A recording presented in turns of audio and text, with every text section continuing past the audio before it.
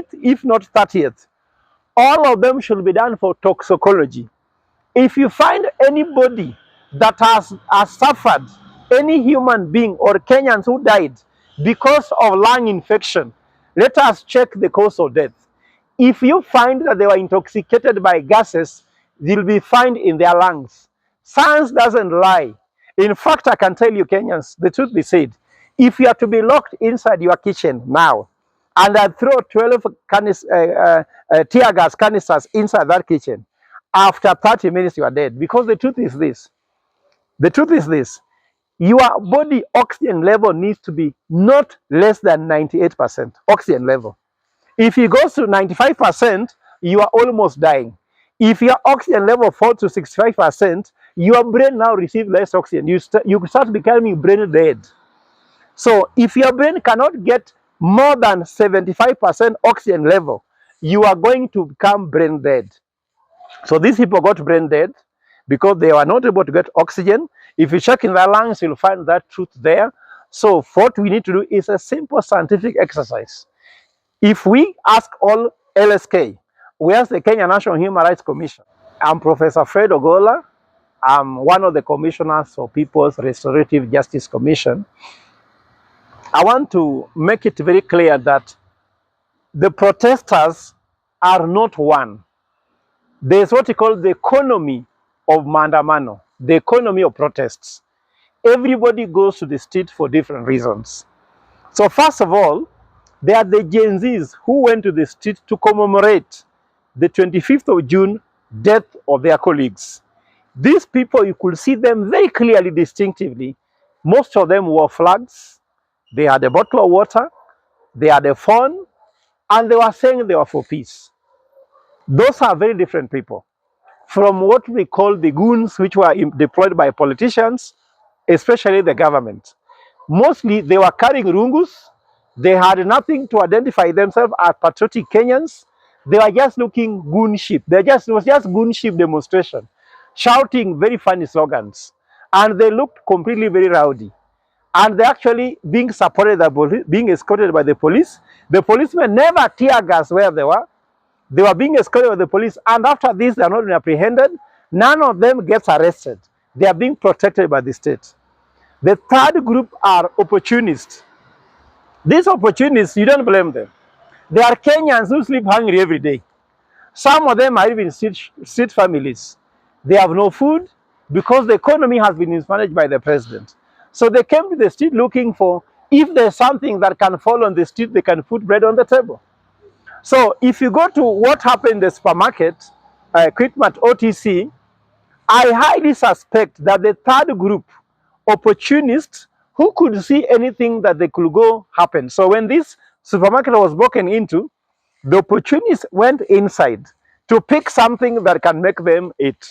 But I can tell you, they didn't succeed. When they went inside, the policemen started tear gassing the supermarket heavily. When I went inside the supermarket, I saw more than 12 tear gas canister. And because of that, I suspect there could be more than 12 because I didn't have a lot of time.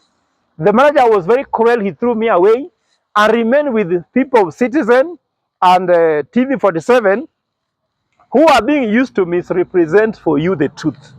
The truth to me, from an eyewitness, using the people on the ground, when these people entered there the evening of 25th of June around 4 p.m., there were around 50 people.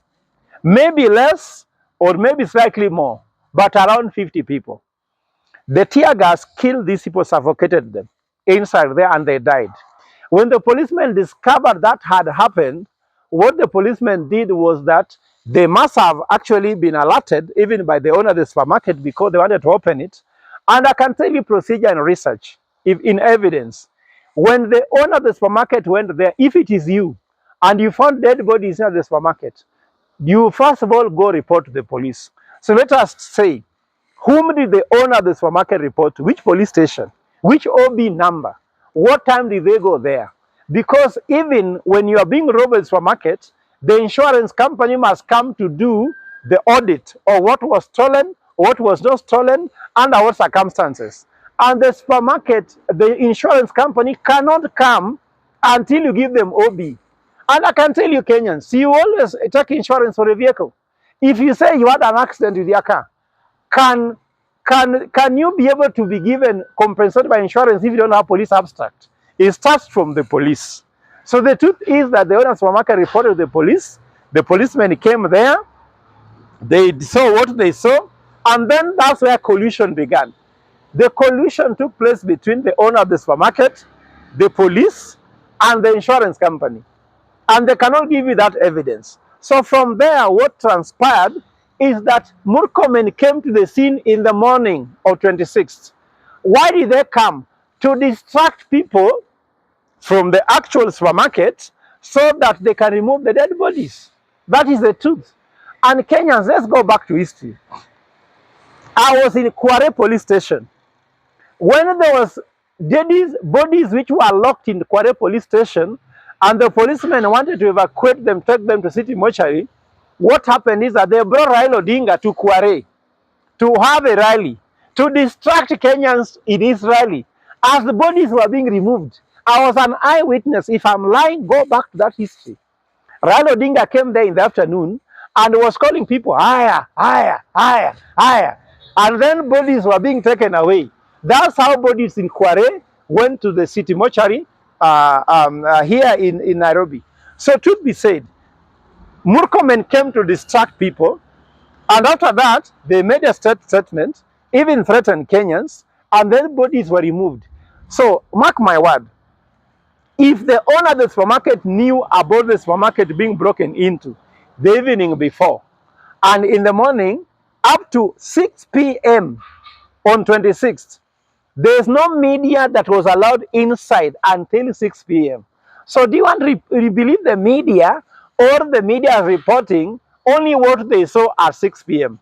What we need is a CCTV footage from 25th of June, 4 p.m. all the way to 26th of June, 6 p.m. If you get those footages uninterrupted, I'll believe you. But for now, the truth is that Kenyans died in the supermarket.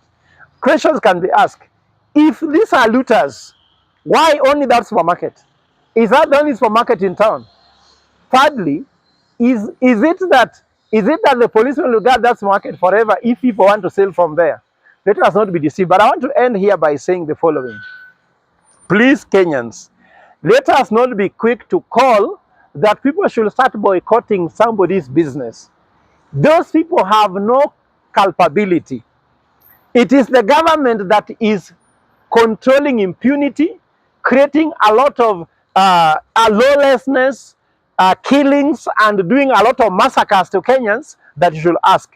Before you boycott QuickMart, OTC, or any other QuickMart, or any other business belonging to Kenyan, you should quit this government. Don't go and attend the rallies called by William Ruto and his government. If you do that, I'll believe you're honest. Stop paying taxes to this government that is using the same bullets to kill you. If you cannot boycott paying taxes, you should not boycott somebody's businesses. We saw before people went after Equity Bank was called by Raila Odinga, boycott Equity Bank. Raila said boycott Safaricom. Raila has the Safaricom number. Ruto has Safaricom number. So let us not politicize anybody's business. I'm a professional. I have taught people in corporate world. I cannot tell you to boycott somebody's business. They didn't start the business to keep dead bodies there. It is the government that is actually making Kenyans suffer with the mistakes they make every day. So Kenyans, the owner of the supermarket QuickMart is a fellow Kenyan like you. It's a respected businessman and woman like you. Don't boycott people's businesses for the sins committed by government, because you're punishing the wrong person. The person you need to punish is one William Ruto and his brother Raila Odinga. Nobody else. Those are the only culprits in the country, because they have come up with unholy alliance to finish Kenyans and to this. So what I want to ask is the following. All the mortuaries in Kenya, all dead bodies that arrived in those mortuaries between 26th and 28th, if not 30th, all of them should be done for toxicology. If you find anybody that has suffered, any human being or Kenyans who died because of lung infection, Let us check the cause of death. If you find that they were intoxicated by gases, they'll be found in their lungs. Science doesn't lie. In fact, I can tell you, Kenyans, the truth be said, if you are to be locked inside your kitchen now, and I throw 12 tear gas canisters inside that kitchen, after 30 minutes you are dead. Because the truth is this. The truth is this.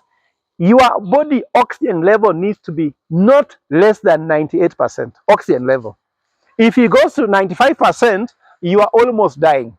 If your oxygen level falls to 65%, your brain now receives less oxygen. You start becoming brain dead. So if your brain cannot get more than 75% oxygen level, you are going to become brain dead. So these people got brain dead because they were not able to get oxygen. If you check in their lungs, you'll find that truth there. So what we need to do is a simple scientific exercise.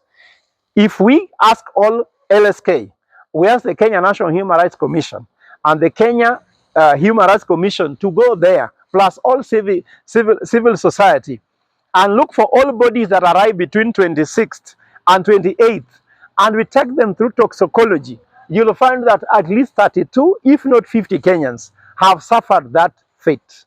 And the truth will come, because this government cannot tell the truth. The danger is if you have a government that cannot tell the truth, whom do you believe? A government should not lie. And Ruto is the leading liar in Kenya. He even got #1 certificate of the best liar in the world. In fact, he was rigged and he was given #2. He's #1. A president who is the best liar in the world, whom do you believe? And leading a government, if you are the best liar, means that all people in Kenya, Kwanza government must start lying. And look at how they talk. Listen to all ministers. Look at all CSS. Look at all PSS. Look at even the people who have joined them from ODM. They are now lying live, because if the leader is lying, you follow the leader in his lies. And that's why you won't believe anything. And I end by saying, as an expert in investigation, this is the mantra. A, B, C. Assume nothing. A. B. Believe nothing. C. Check everything. So on QuickMart OTC, we are going to assume nothing that is being said. Secondly, we will believe nothing. Murkomen cannot tell us anything about security. The president cannot tell us anything. We will believe nothing. And lastly, we are going to check everything. Once we have done ABC, we shall find these culprits. Thank you.